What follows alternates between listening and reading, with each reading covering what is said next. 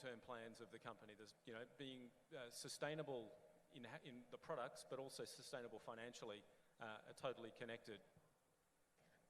Please. You talked about profitability. Obviously, I'm not from the private sector, so can't speak to the bottom lines of the private companies here. But the reality is that private mobility in India, notwithstanding the taxes on fuels, has a significant amount of subsidy by way of the infrastructure that's actually created that ultimately serves private mobility, right? There have been studies that have been done that have looked at the budgets of city corporations, the amount of money that they spend on roadworks and building new, highways and roads and everything else, and then look at what is the traffic mix that they carry. And if you apportion the cost of the money, the amount of money that they actually spend to the kilometers, passenger kilometers that each of these different modes support, you realize that a disproportionate amount of the money actually goes towards private cars. Right? In fact, the numbers, depending on the city you are in, are staggering to the point where there is virtually no subsidy on offer for a bus user. While we constantly keep saying, oh, bus tickets are priced so low, the reality is the money that's actually been sunk into creating the road infrastructure, which is actually plying you, is the biggest subsidy that the government is giving you. So it's not an explicit subsidy in terms of a cash handout or a reduced tariff, but it's really the cost of being able to ply your road there. And I think that is something that we all miss, which is that, many of you here, I'm presuming, are residents of Bangalore. There is a new proposal in the comprehensive mobility plan, which is to build a road from Silkboard to Hebbal at a cost of about $2.5 billion. Now, is that the best option for Bangalore to mitigate its traffic woes? Or is it by substantiating the fleet of buses that it currently runs and accelerate BMRCL's, phase 2, phase 3 works? Clearly it's the latter, but the reality is because there is pressure. Now, the automobile industry, unfortunately, is also looking out for how do you basically grow. Every industry is. And the automobile industry's constant claim is we're responsible for close to half of India's industrial GDP in some way or the other. That's the statistic, and the numbers in terms of employment, direct and indirect, are somewhere in the range of 30 million. So when they put these staggering statistics, they're already sort of pushing back against any narrative that says you try and claw back on private mobility, you're going to face this massive backlash of jobs that are associated with that sector, and the economy that it basically spurs is not going to exist anymore. So it's some sort of like a bogeyman. And the reality is, while they acknowledge, right, that pollution is indeed an outcome, I don't think it's sufficient for the corporates alone to acknowledge it. The people on the ground need to be made more aware of what is the impact of the choices that they make, and then be given options that actually reduce them. And that is where it can't be left purely to market forces. Because public transit will never come in with market forces only acting. It has to be actively a public-led initiative, because the investments can only come from there. And to expect an entity to basically compete to provide public transit services at the same level at which the private vehicle operators, who are basically using the services the city provides through subsidized road infrastructure and everything else, are able to just sell their products and just have people move from the get-go, is not the same thing. And which is why most models that tell you what the future will look like are already predicating that India's per capita vehicle ownership or per 1,000-person vehicle ownership is likely to go up to the 150, 160 range, which is catastrophic from our country's perspective. Santosh, do you want to jump in? No, I think it's a very valid point. But on the other side, if you see from the government's perspective, they've already given the highest rate of taxes to cars. If you see, and not luxury cars. For a moment, let me talk about any car more than 4 meters is taxed at 48%. In a city like Bangalore, the city, I would say, and most states in India, taxed at 20% road tax. So 68% of the money, when you pay $100 for a car, 68% goes to the government. It's only 33% which comes to the OEMs. So that also says the contribution, because there are very few sectors where revenue can be generated from the government. It's only real estate and automotive to a large extent, and of course fuel and alcohol. So many of them, if you start categorizing them as sin goods, then the government has very less leeway to do revenue generation. On the other side, if this revenue that is generated from sales of, I would say, cars, and are they allocated only for the same purpose? The answer is no. It's definitely used for many other avenues. So there is no right and wrong answer here. I think there has to be, of course, active town planning to start with urban planning, decongestion of cities. Public transport has to be the bedrock of anything. Also, for automotive industry to grow, I think there is enough pathway. There are active discussions of phasing out old cars, which are still polluting because they are all in the earlier emission norms. And you just ensure that after 15 years, the life cycle of the car gets over. That will give enough headroom for automotive industries to grow. So there can be different solutions. I don't think the automotive industry is looking at congestion as a, as a bogeyman to say, no, we are okay with the congestion. Because I think that is disrupting growth. To be honest, I have many customers saying, why should I buy a luxury car when there is there's so much of traffic on the road, on the other side. So in that sense, I think we need to collectively find solutions to decongest cities, actively promote public transport, no doubt, and there is enough headroom. The 28 car per 1,000 people actually is a very telling statistics. There is enough headroom for development, there is enough headroom for growth, but it cannot be at the cost of each other. And that's something that we need to see. We are still a growing, developing country. There is an ambition of Viksit Bharat, you can say 2047. That can't come just by ignoring mobility. I think mobility is a fulcrum for economic development, and that can't be ignored at all.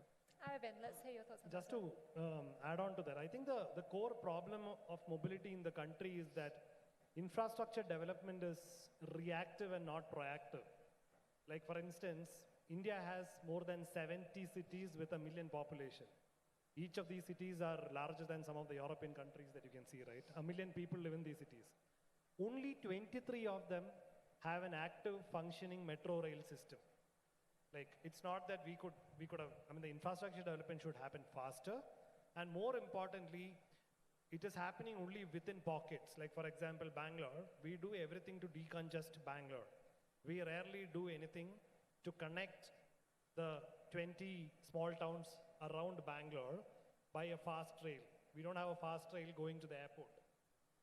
This is what is traditionally decongested cities globally. You create strong infrastructures, road networks, rail networks, which are going in and out of the mega cities that are growing, rather than focusing on reactively fixing the mobility needs within the city. This will automatically bring in infrastructure, democratize growth around the mega cities, and improve the infrastructure. This will improve growth all around. This is the single important step, if you take, will decongest mobility or solve for mobility solutions globally. I want to move on to talk about implementing new, more sustainable solutions. And Rob, from your perspective, working in partnerships, what are some policies or solutions that require cross-collaboration from different agencies? So the experience with aviation is without collaborating, it's very difficult. So you can have an airline or an OEM or just a single party that's interested in it. Odds are nothing will happen. So for aviation, you need four key sectors to come together. So you need the aerospace sector, number one. You need the government, being the policy makers. So without policy, and this is where I do believe that there is a role for the state to get involved, either supportive policies, which I refer to those that support the supply side of clean energy, or also the demand side as well, so actually creating a market for that clean energy. So there is a role on both sides. So you need the government involved. You need the energy sector, and this can be a sector that sometimes just gets overlooked a bit, but basically we've all sort of said it here, but we've become very good at producing energy in real terms very cheaply. We've got more than 100 years of experience and expertise in refining without ever having a price really on the externality that energy, that combusting that energy creates. But the energy sector must be at the table because they are, in a sense, a key to making renewable fuels more cost competitive. Their skills have to be deployed into the current solutions. And the final one's the finance community. Again, they have to be in the room. The estimates for aviation are we need between 1.5 and 3 trillion over the next 25 years globally to decarbonise aviation. So it can sound like a daunting number when I say between 1 and 3 trillion, or it can also sound like a big opportunity. So there's a lot of parts of the world thinking, right, I want some of that money to be coming into my country, adding to my GDP. So that's the opportunity. But you need all 4 of those to come together. Then you essentially have the ingredients for solving the problems and creating a solution. And is the real driving force here for change coming from the public sector or the private sector? Kartik? I think unfortunately no one. Because everyone's catering to their respective interest groups. I mean, we already heard what Santosh was saying about the government's reliance, for instance, on taxes, right? 20% of central government's revenues today come from taxes on petroleum fuels. And a significant portion of many states' revenues also comes from that, which means that at the core, they're also not comfortable moving away from a regime where they're not getting as much of their revenues today, or the growth in that revenue is not happening at the pace at which GDP is growing. And that is and that's one of the reasons why it's also not under the ambit of GST, which is a big challenge. So, which means that it actually imposes significant costs on businesses because you're actually not able to pass through the costs that you incur through, as part of the, the cascading taxes that you have in GST. So now, on private sector, I mean, as I said, the onus on solving for the mobility challenges cannot be the private sector. Private sector is there to innovate and provide technological solutions in the most cost-effective way. And I think it will find a way to do it. I mean, the Mercedeses have done that phenomenally well. And, startups like River Mobility are obviously doing that by creating products that are, ground up in India. What government needs to do is to ensure that the rules of the game are clear. The regulations with regard to emissions norms, for instance, right, has to be enforced strictly. Right? If recent studies that have talked about how BS6 norms, despite the fact that they are being set where they are, actually aren't being met on the ground on account of a variety of conditions, is problematic. Because then we are all going ahead with the assumption that BS6 is solving for our problems, whereas in reality it may not be. How do we ensure that minimum parking norms that are typically, established in Western contexts are not being superimposed in Indian cities? Cities like Amsterdam today are actively removing parking spaces from their city centers. Now, given a choice, how many of us would not switch our places of residence from the Indian cities that we live in to Western cities just for the quality of life that you experience there? Whether it's the air, right? Whether it's, overall outcomes, right? I understand we have a lot of other benefits that we have here being in India, but the reality is every one of it comes because the externality that we're imposing is being faced by a different group. So mobility is one such. So all the costs that we bear by way of externality from mobility and from the externalities from a range of things, congestion, all of that is being passed through as cost to this economy, and that's one of the reasons why doing business in Bangalore today, as we were discussing, in the lead up to this conversation, is ridiculously expensive, right? So I think we need to ensure that we are looking to address the quality of life angle in urban areas, because that's exactly what top cities in the world today are doing. And unfortunately, no city in India, notwithstanding the high levels of incomes that are there in pockets and in gated societies, is able to offer the same quality of living. And the reality is that most people here aspire probably for their child to be studying overseas somewhere and then finding a vocation afterwards there. It's a tragedy, right? That there is a drain of the wealth that this country is creating, right? But we're not able to sort of sustain that wealth creation here because we don't see that things are changing fast enough here. I mean, that's a very bleak picture, I understand, but I'm sure, our industry friends, given that they have a better pulse of how consumers are responding, can speak to this a little better. Yeah. No, I would only say that, we have to be pragmatic. It's a country of 1.4 billion population.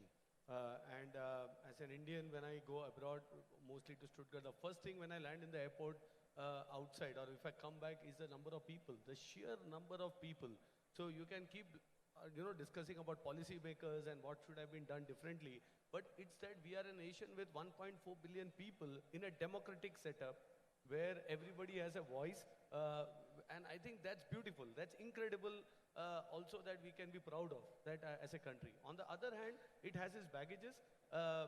If you see that, what do policymakers do? They want to develop a area or a region which is not developed to start with.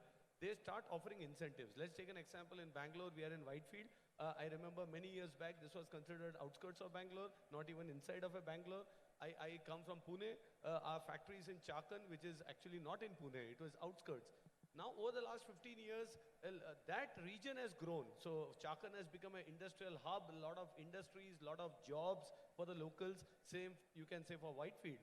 But then the infrastructure couldn't cope up to connect the dots, which is connect a Bangalore to a Whitefield. He mentioned about some tunnel, or a Chakan to a Pune, similarly. So, this is now. Was it not planned? The answer is it was always planned. There were highways planned, things were there. But did we have the economic wherewithal to invest and make it happen? The answer is no. Because the priorities are different in a country like India for policymakers. That's what we feel from a distance. And here I'm saying not as just representative of Mercedes-Benz, but as an Indian working in the automotive sector for 25 years. You see the compulsions of policymakers are real. To balance this economic development and then trying to say what needs to come first. Because if you compromise, say, mobility or anything else, the economic development will also slow down. On the other hand, public health is important. We have been seeing Delhi, the air quality is very different. So I think right now, if I look at public policy, a very clear focus on electrification because they want to decarbonize. They completely understand that taxes are coming from oil, but they want to reduce the dependence because our biggest import bill for India is also oil. So a lot of focus on green energy, if you look at the infrastructure, at the future landscape. So all the ingredients are there for growth and development. Execution, democracy is a reflection of us as well, right? One is you can look into the political class, but also to us as citizens, all of us, some of us in this room at least, or many of us in this room at least. So we have to be patient. I think we have the setup. If I look at the industry growth, or there is a lot of young population trying to buy cars, bikes, a lot of aspiration. And the biggest story for me is the positive aspirations will drive this country forward as well. You know, this growth, be it about Karnataka or be it about India, will come up with these younger demographics and of course implementation of the vision that's there. Maybe an accelerated pace will change. Another statistics. We have sold 2 lakh cars in India, 2 lakh Mercedes-Benz in the last 30 years.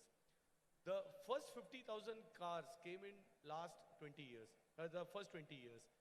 We sold 150,000 cars in 10 years, and out of which 1 lakh car came in the last 4 years. So you can just see the rapid pace that consumers are shifting. Now the question is, should it not be decarbonized? The answer is yes.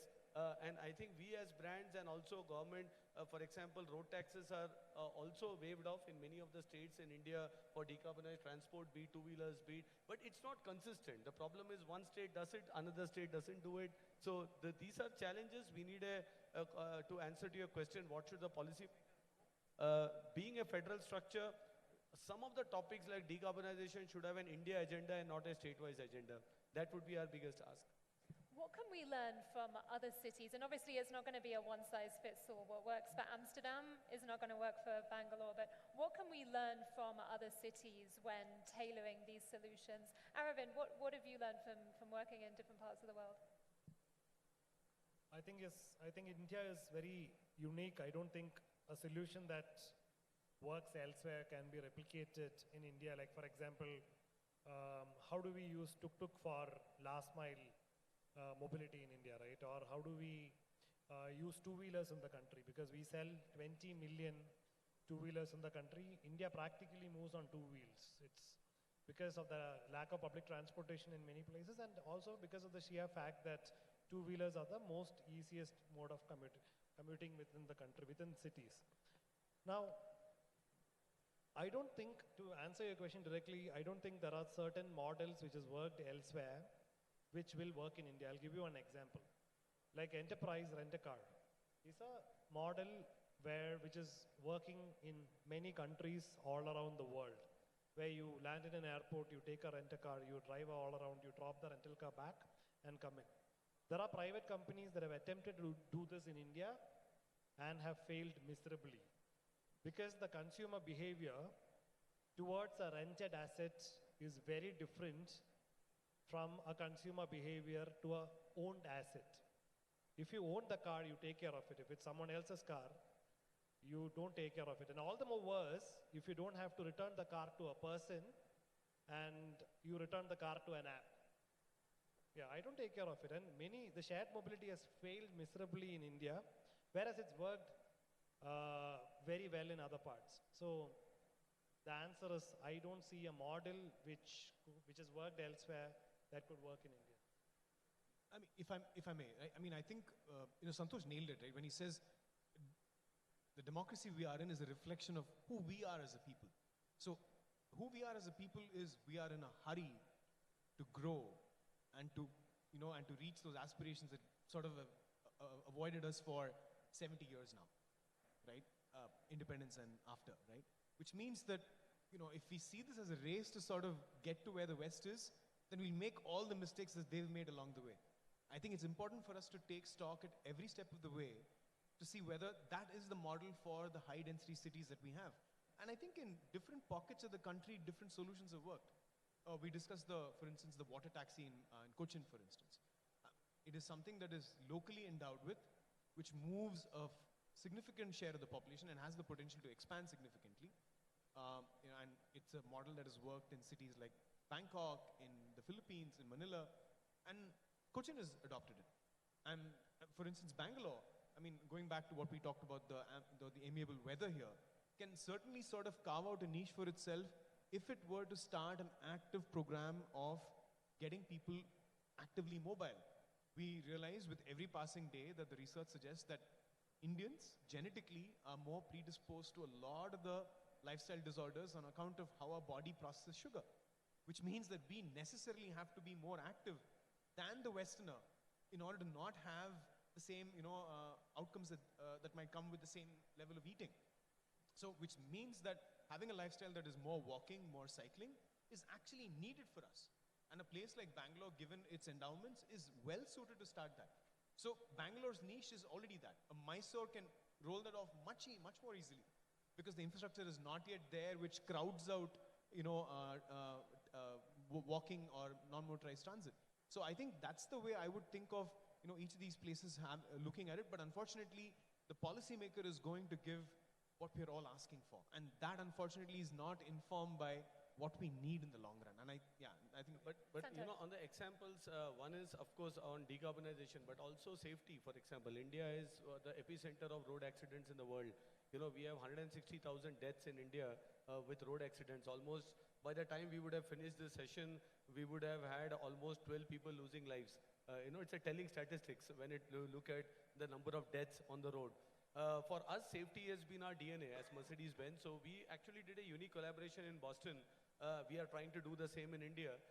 All our cars today have so many sensors, and these are all connected cars. And if with the customer consent, we are using aggregated data to check. For example, in the Mumbai Samruddhi Mahamarg, which is one of the densest accident spot in India, an expressway which is being built up, we said that to reduce road fatalities, let's use the data coming out of the car. We have 85,000 connected cars.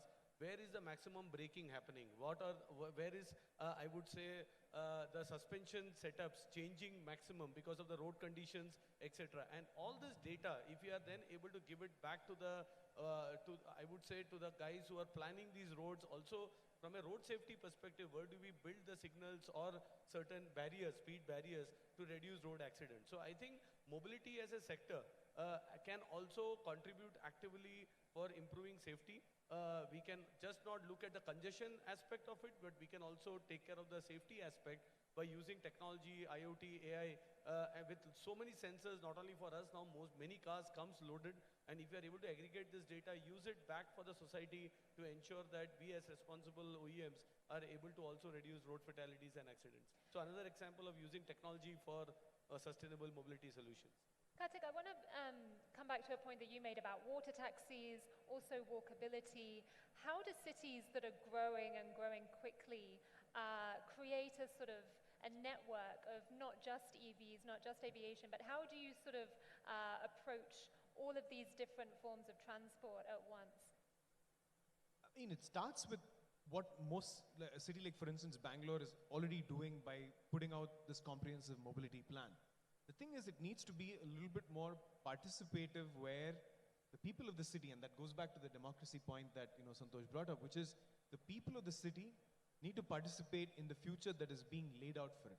With large infrastructure projects, once you create them, you've basically set in place the demand for that infrastructure for the future. So if you create a new massive roadway, you are ensuring that people will come and flood it with cars because you've created that. So before you make large investments, it has to be a consultative process where the residents of the city, and unfortunately, because many of our cities today do not retain their historical character, the people living here are effectively economic migrants, which means that their relationship with the city is not the same as the relationship that somebody who was an original resident here had, right? The majoritarian views really couldn't care too much about what this means for the long term of the city. There are a few places in the country where that exists, right? To me, Pune, for instance, represents that. Parts of Bangalore actually has those groups which are sort of fighting to keep a semblance of what that city had. But the reality is, most cities in India, because of the way they've grown, we've not created new urban centers. What we've created is economic centers which have drawn people from the heartlands to the urban areas. And once the center got occupied, we've basically now had new urbanization happening 20, 50 kilometers away now, and people commuting these really far distances on cars. So it's not the kind of urbanization that you would find in the United States or anywhere else, where smaller centers are also economic heavyweights. It's the usual suspects that are also the economic heavyweights. So I think for us to really create economic opportunity which is dispersed, and I think that goes back to a point that we were discussing, which is how do you make some of these tier 2 cities more desirable to live in? I mean, if we can't choose to live there, we can't be preaching to the audience. So I'm not suggesting that, hey, I'm doing it, so please do it. Clearly, I'm not. Right? I'm in Delhi, unfortunately, as I keep saying always. But that's a choice that we make. So how do you then demonstrate that there is a certain quality of life that can be experienced through better, lived experience in urban areas? And how do you then get people to also start valuing it is something that I think needs to happen in a consultative process, by also putting in place costs that then start telling people that it doesn't make sense anymore for me to be living here.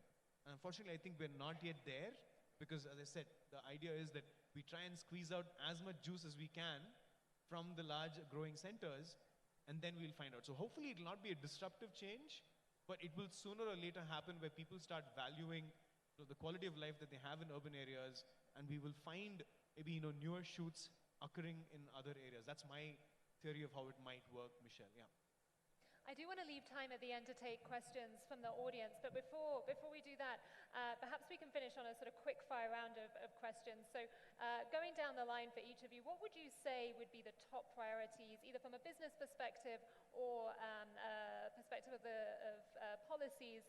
What would you say are the top priorities for decarbonization, sustainable mobility for the next 5 to 10 years? Rob? A top priority for aviation is global coordination. Starting to happen, but we need more to go. Aravind? Top priority for two-wheelers, electric two-wheelers, electrification, I believe is standardization of charging standards, which is not existing in two-wheelers today. It exists for cars. So there are some, even if you take the top 10 electric two-wheeler OEMs in the country, each of them have their own charging standards. So standardization of charging. Standardization in India or across the world? Globally, I think India is in a good position to standardize the charging standards for two-wheelers because we are the largest two-wheeler market in the world. Santosh? I would say long-term consistency in the policy making and the direction, because we see it happens. There is clear direction, but there is no commitment on the continuity on policy making, be it taxation regime or be it in terms of the decarbonized agenda. And of course, I think it's also influenced a lot by geopolitics. So hopefully there is a larger feeling that this is the way to go geopolitically, and also India is committed on this roadmap that we have already started with. Kartik? I think making the externality of congestion being felt on private mobility is probably the most important priority for me. It remains the holy grail because it's impossible to almost enforce this demand side measure in a country like India because it always feels like you're excluding the poor, but to me that's like the top ask in any government meeting that I go to. And again, a sort of quick fire round, but what are the technologies existing or emerging that you find most exciting when it comes to sustainable and different mobility? You mentioned the Internet of Things and how sensors can help with that. Why don't you start talking about that? No, I think, as Mercedes-Benz, we invented the car, we continue to invent and we'll reinvent it again. That's what we firmly believe in. So, and there is a lot yet to come. I think even when it comes to decarbonization or even using sensors, technology, apps in the car, I think autonomous is one big leap that would happen in a couple of years. Now, the question for India is, do India need autonomous driving? We have drivers in India, and whether autonomous works in India. But I think, again, when I talk about safety, a lot of accidents happen because people use mobile phones while driving or while even on bikes. Imagine autonomous car can give you that 20 minutes in the traffic condition to also finish your work or catch up with family. So that's the smaller use cases that will come in, which will also redefine how mobility is being structured. And it's just not about driverless cars. It's all about making cars safer using technology on autonomous side. So I think we have yet to see the inflection point. And of course, cell chemistry is changing. I think it's a matter of time. Whatever we are today thinking of range, charging time, also recycling of some of these resources, all of this will be challenged heavily and will reinvent itself in days, months and years to come. Sticking with the EV sector, what technologies are you most excited about? Particularly for the EV sector, I think it is the amount of volume which is required to package a particular quantity of energy. Like today's cell chemistry allows a two-wheeler battery pack to go maybe 150 kilometers consistently. On the same volume, there are chemistries, there are researches happening. How do you package enough energy to go 300 kilometers? So packaging of energy, whether it's battery cells, whether it's hydrogen cells, that is pretty much what is going to, we got to watch forward for that. Rob, give us insights from the aviation sector. There's probably there's a huge amount of tech that goes into an aircraft. If you could peel back the layers and look inside it, you'd be astonished at just how much tech is in there. But two things. One, the short-haul electric is, as I said earlier, here today, anywhere that's congested, that is going to make a difference. If you can get from A to B, which might have taken you 2 hours on the road, it might take you 8 minutes to do your 100 kilometres. So that's going to be a very niche market, I admit that, but that's exciting. Just the other thing, and it's local, I saw it just yesterday at our Bengaluru site, which is a prototype for the next aircraft that's we're developing with NASA called the Transonic Truss Brace Wing. X66 is what the title is. So that's going to look a little bit different. The wings are going to sit up on the top of the fuselage with a strut that goes up to hold them there securely. They're wider. What it does is it provides a lot more real estate under the wing for much bigger engines. So that can deliver, based on the estimates working with NASA, 30% efficiency improvement on the best-in-class aircraft today. So I think the exciting bit, well, it's exciting generally, but it's also exciting that it's being worked on. They've got the wings fully assembled in the building just down the road, fully opened up. There's a lot of tech just in wings, but that's exciting. Kartik, what about you? It's a lot less sexy than what I think all of our colleagues here have talked about, but to me, just data to understand what people's mobility choices are like, given the ubiquitousness of mobile devices and the positioning systems that we currently have, the fact that we don't understand in near real time how people are moving, and the fact that this data is priced out of policymakers and analysts who can effectively influence the way city planning can happen, is a big tragedy. So I'm hoping that technology can make that available, right? Whether it's the Googles of the world, whether it's others, how can you make that available in a way that many people can actually consume that and help, urban planners plan better for mobility, I think is the... What sort of technology are you talking about there to help with planning? Just to be honest, just data sharing which is anonymized. And that's technology too, right?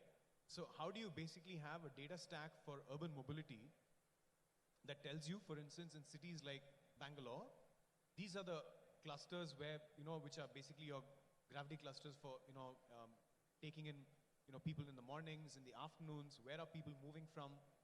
What is the deficit between what public transport is currently providing versus private mobility? None of that information is, and to me, if I have to get that data, for instance, for a city, for a month, I have to shell out something like, $2,500. A city a month. And this is not even representative. These are like, bits and bobs. So we need that cost to come down significantly to be able to help understand how can I deploy any of these solutions in a more cost-effective way to actually cater to the mobility that people are undertaking today. This has been fascinating. I have so many more questions for all of you, but I do want to give an opportunity to the audience to ask questions. So please do raise your hand. Yeah, the gentleman over there. Please introduce yourself and then ask your question. Hi, this is Deepak. I'm looking to work in the mobility sector. And this question is for Karthik. I want to know what trends you see to be, what do you find most hopeful with regards to sustainable mobility? What are some trends that you find most hopeful? Hopeful? Yes. We spoke about priorities, but there are some good things that are happening. I think two-wheeler electrification is probably the hope that I see on the horizon. That it is effectively taking away at least, the emissions that come from 75% of the petrol that's basically consumed in the economy. To me, that's the hope. And the hope that it brings down the cost of, indigenization, or of innovation, so to say, within India, and that it'll eventually sort of flow up the value chain, or rather, to three-wheelers, four-wheelers, and effectively electrify. That's the hope. That's not necessarily the most desirable one, but that's the hope that I see, that electrification is likely for the reasons that I think our colleague pointed out with regard to the costs of electric mobility today. Yeah. Thank you. Yes, more questions for our panelists. Yes, the gentleman over here. We can get a microphone to you.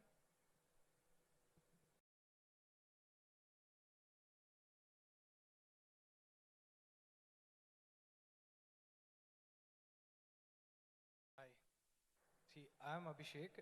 I'm into education industry, a service provider, wherein I connect industries to the education institutes. My main question is, talking about the guidelines, talking about the safety and upgradation of the mobility in the modern world.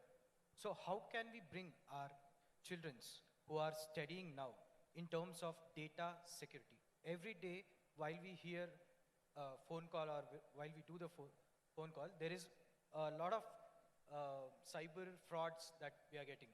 How do we trust, and what guidelines have the government bought for the industry heads so that they can monitor for this data privacy and data security? Who would like to say that? Not something that we Not are linked directly to this current session, but data privacy in general, I think firstly, we have to be sensitive to the topic of privacy itself. As a culture, it's not as much, many things we don't, the debate on data is very limited in India. But I think here again, if you look at policy making, the data draft bill is already out for public opinion. I think in the next 30 days, it will be closed. Hopefully in the next session, the law should be there. And as all of us, many of us across businesses, we need to follow. In terms of education, I think it's up to, today when we give consent, that kind of sensitiveness as a society we don't have.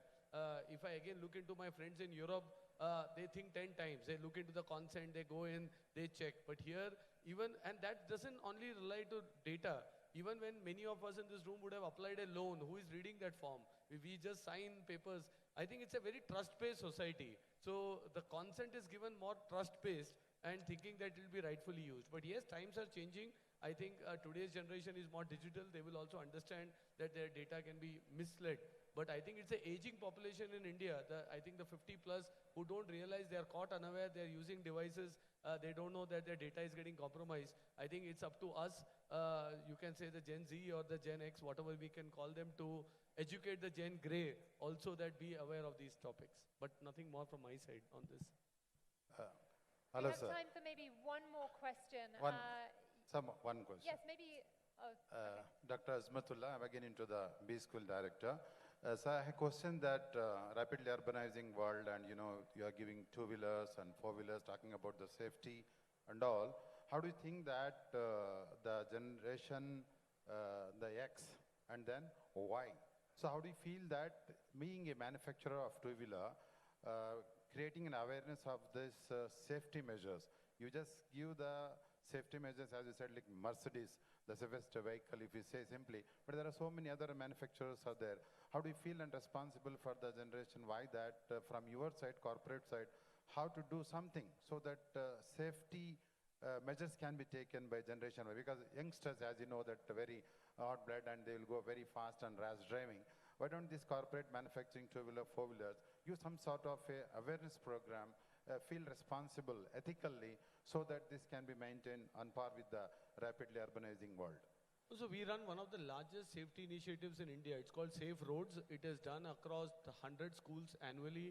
We touch base with around 10,000 kids. We also have simulators. We have created goggles where once you put the goggle, then you know what does feel like drunken driving, or even for seat belts. We have sliders which we have created. We give it in schools where you sit in the slider without the seat belt and then you realize even at a speed of 20 km/h what can happen. So we try to do our own bit. But that's very small because again, it's a large country, 1.4 billion people. There are many OEMs, and I would really say it's not only us, but CM also does a lot of work. Other OEMs also do, but it's for all in this room to spread. I would be curious to see how many of you go back now and wear a rear seat belt when you sit in your car, because I hardly see any after coming from the airport and back. So I think let's start from this room and then take this message also across. Anything you want to add? I think we do it more at a grassroots level, okay? Like for example, as simple as educating someone that you need to wear a helmet while riding a two-wheeler, which is extremely difficult. We kind of give free helmets in certain states where we believe the awareness needs to be created more. Another example, we do not let a customer who comes with a kid take a test ride of the scooter with the kid. It is like we tell them, please don't do this. So, but I strongly believe the education has to happen from the family and the society, because if a small kid today sees the father driving a two-wheeler on a footpath, they basically grow up thinking that this is normal. How many fathers take their kids on the two-wheeler and go in the wrong side? So, we as responsible OEMs will do our bit by making the vehicles safe. We have very limited control over people's behavior. We will again do our limited bit trying to do that, but the education has to start from families and societies. I see so many more hands in the audience. Unfortunately, we're out of time, but thank you all so much for joining us here today. A round of applause for our panelists. Thank you. Please.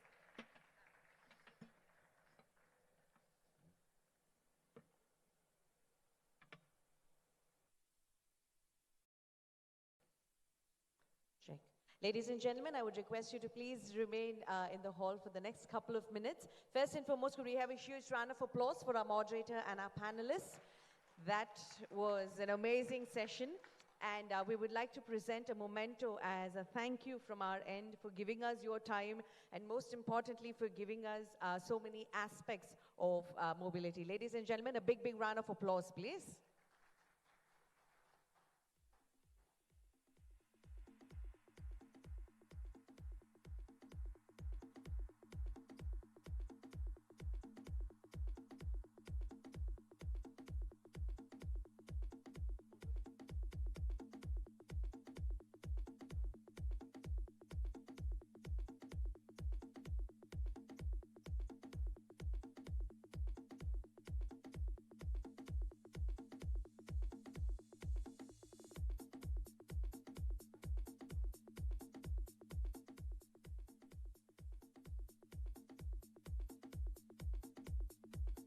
Once again, ladies and gentlemen, let's have a huge round of applause for our moderator and our panelists.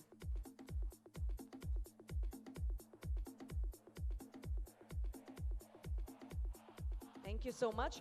I would now like to invite our first panelist also on stage. If you could have Desi Chittilapalli, our President, Cisco India and SARC, Shalini Goel Balla, Managing Director, International Council for Circular Economy. Burgess Godrej, Executive Director, Godrej Agrovet. Ramya Hola, Partner and Global Industry Leader, Industrial Manufacturing, IBM Consulting. And of course, our moderator, Simon Long. If I could please request all of you to join us on stage so we could present you all with a token of our gratitude and appreciation for being with us today. Thank you.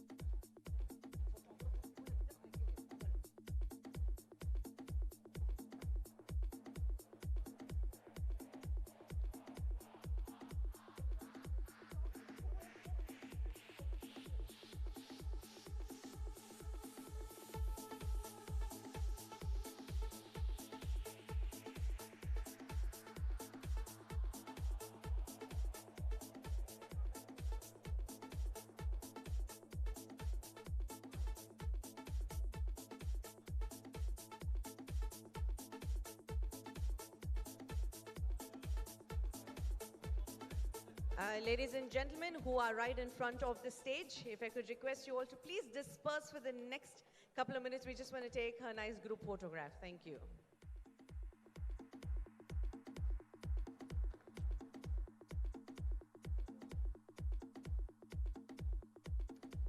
Thank you so much, everyone, for being with us this morning. We will now break for lunch, and we shall be back for our afternoon session. Thank you.